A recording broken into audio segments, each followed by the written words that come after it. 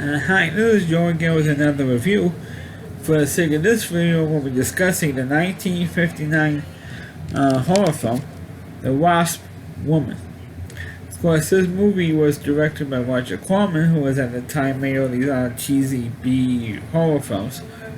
The most famous one, of course, I feel, is the 1960 movie Little Shop of Horrors. Which, of course, was made into a musical back in the 80s and remade as a film in 1986.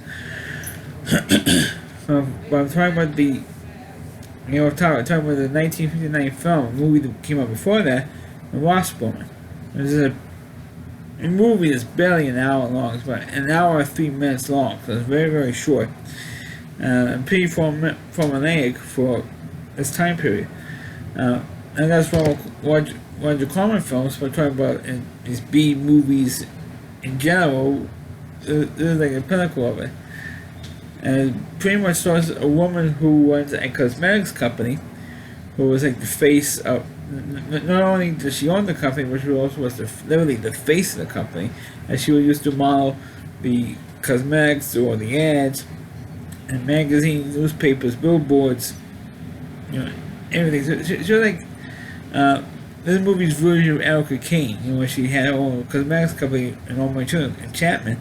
And she was like the face of the company, and she modeled all the products. Same thing with this woman. Her name was Janet Starling, and probably no relation to Clarice Starling, probably from Tides of Lamps. But anyway, she was getting older, and the profits for her company, because like I said, she was the face of the company. People would say, "Oh, she's getting too old. She's this, that." She was like over 40 at this point, and so she wanted to look younger. When this was going on, there was this crazy scientist who decided to help her out, and he was into research on bees, but also on wasps. And they believed that there's an enzyme in the honey and wasps, and I'm going to spell it wasp is WASP. So I don't have any controversy with that. So a wasp. The honey is an enzyme in the stingers and stuff. The possibly could make creatures look younger, to the point where they get younger and die if we're growing too young. So if see if we can do it with the human being, and the cosmetics queen wanted to look younger, and the scientists reluctantly agrees to do it, even though it might not work on humans. And after about 3 weeks, there was absolutely no changes.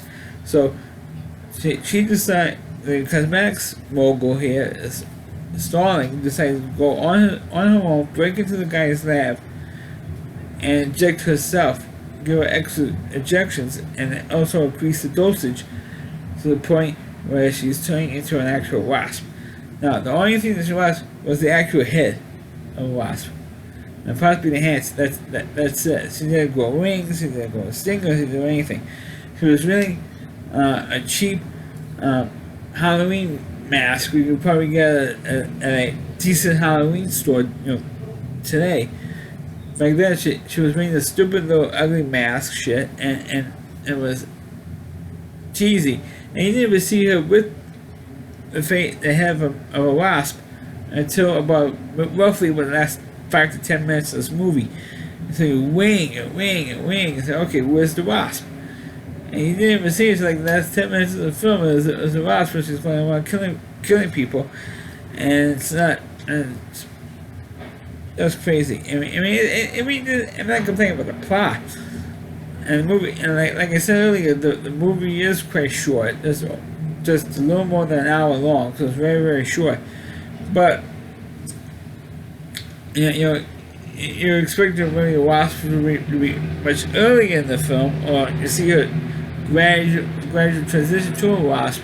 For the course of the film, to where she was a full-fledged wasp, and she has to be killed by the military or something. That's what usually happens in these movies, or these type of movies. But that didn't quite happen. I mean, she does die in major spoiler. She does die in the end of this movie, but she gets thrown out the window. And naturally, of course, she says she didn't sprout wings, she falls to her death, and you know, pretty much that's how the movie ends, with her falling to her death and stuff. I thought it was quite lame. I thought it was like, even though it was only an hour long, it felt like it was like 5 hours long. I mean, that's what it feels like, because it was cheat. That's how I felt like watching this thing. And not only that, but like I said earlier, you only saw for maybe 5 minutes as the Wasp, if that, 5 to 10 minutes, and I thought it was kind of like ripped off. Well, at least it took a long time to get there, and it's way too long to get there. But it was, it was worth seeing for a few short minutes. But it was, I would say, a decent movie.